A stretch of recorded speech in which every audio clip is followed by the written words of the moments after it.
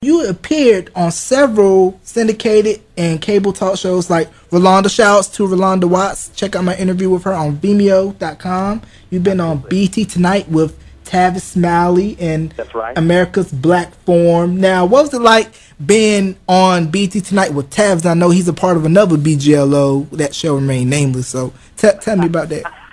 Well, it was real exciting to be with Tavis because that was right around the time when he was just coming into his own as a political commentator, as a television personality. In fact, I was a guest on his show. We did a show about African American students and their performance on the SAT.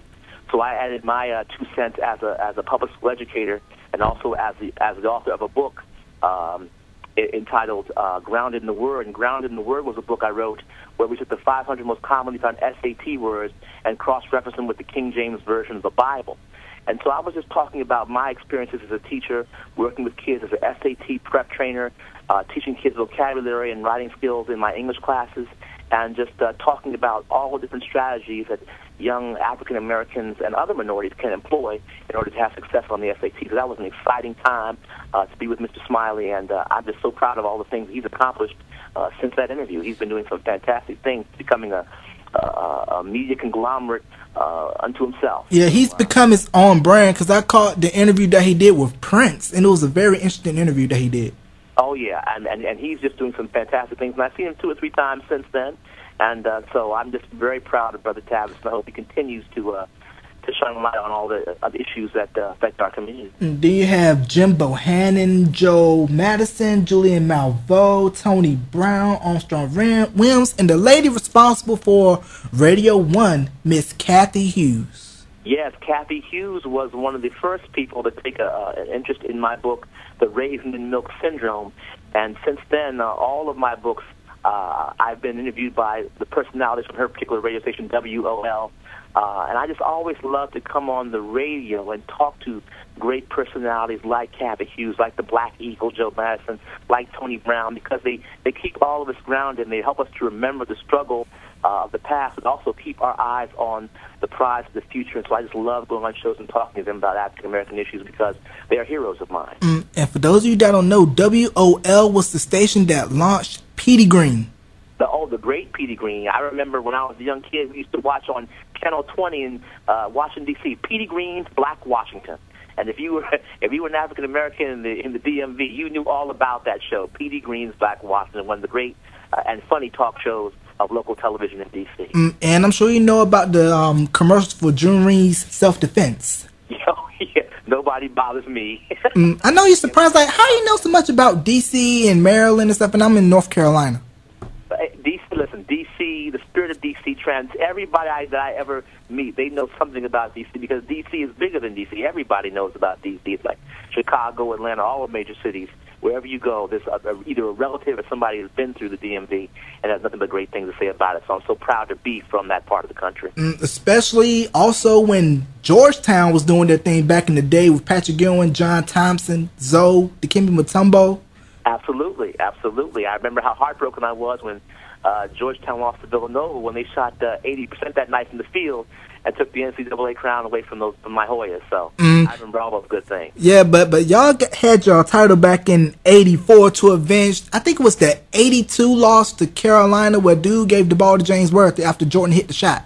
Yes, indeed. Yeah, the Hoyas always get theirs in the end, no question about it. I'm still a Hoya fan, not as successful as they've been in the past, but they will rise to the top again, I'm sure. Okay, so tell me about Wise Educators. Wise Educators is a company that I started along with my wife about 2 years ago. It's a company that is dedicated to helping organizations and civic groups, churches, and private citizens enhance their quality of life by providing educational workshops. We do life skills seminars. And we also provide motivational speakers to inspire people to strive towards excellence in all facets of their life.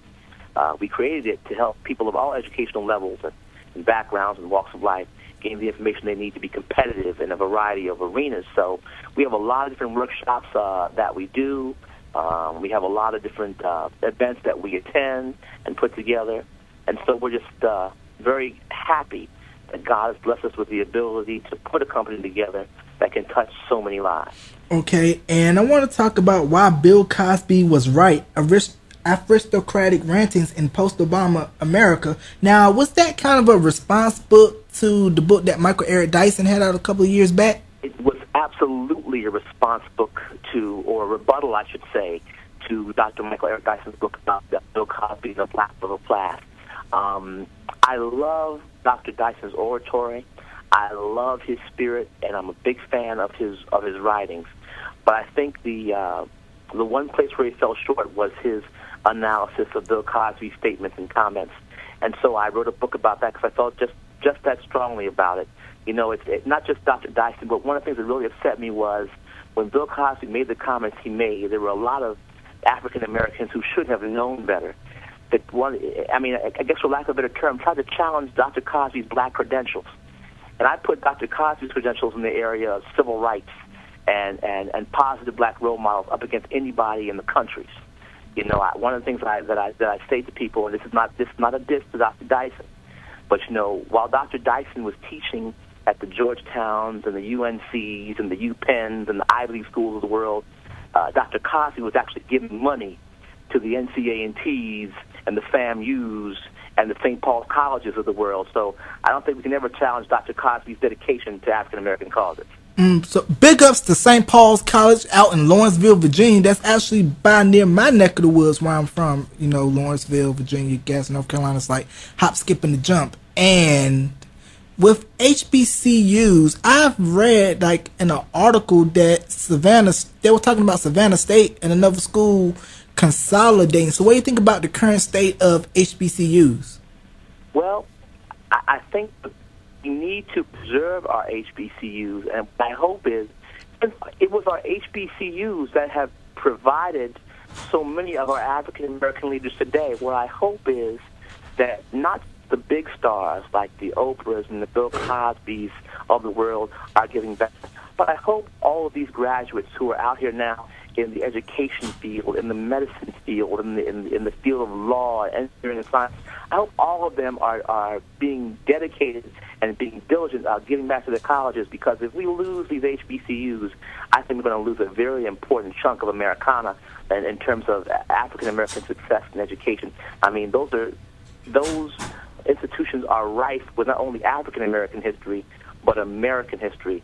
And I think we need to respect that and do whatever we can to preserve those institutions. Right, and that's why I appreciated when ESPN last Black History Month, they did a documentary called Black Magic, and they highlighted some prominent and some not so prominent basketball players from HBCUs. They had Earl the Pearl, you had Bob Love, and you had Willis Reed, and the list goes on and on with talent that comes out of HBCUs.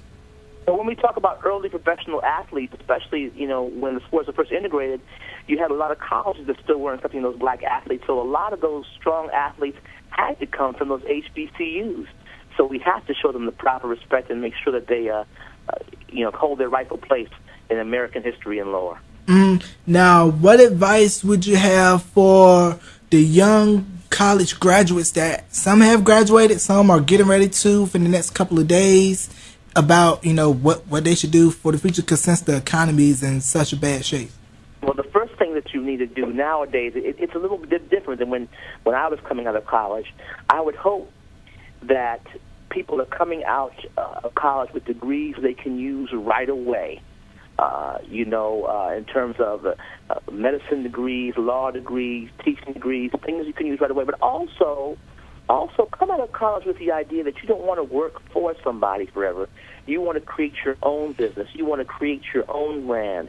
And it's not as difficult as people think to do that, especially nowadays with the internet and social networking sites like Facebook and Twitter going on. We have young people out there now that are creating their own brands before they even leave the university. You yourself, Mr. Mason, are doing that, whether you know it or not, in your own way. And so I'm hoping that's what people are starting to think about now. You can't think in the same old ways. We can't do the things the way we used to do them. We have to evolve with the times. And any young person down in college that can do that is going to be successful. But I also want to say this. We've got to stop telling our young people that college is not for everybody. What I tell students is, yes, maybe you do want to get a trade, or maybe you do want to go a different way. Maybe college is not for you right now. But when you're going to school, you must focus and prepare yourself as if you are going to college, so that if one day you decide to do that, that's something you'll be able to do. Because as an educator, it used to make me so mad when I would talk to other educators, and they would say, well, you can't force a college curriculum on everybody because college is not for everybody. And I would always say, yeah, but you know what? The people who tell kids that college isn't for everybody, all of us went to college. So if it was for us, and we're not any better than any of the kids we're teaching, if it's for us, it can be for them too. And for those of you out there that really want to go to college but may not know the ways to go and everything, and kind of not, really used to how a college life is going to go, I wholeheartedly recommend the Upward Bound program, fairly funded by Trio. I'm an Upward Bound alum myself. Oh, yeah, Upward Bound has produced a lot of fantastic young people, and I'm just telling people right now, the secret, really, if you want to know how to be able to get into college,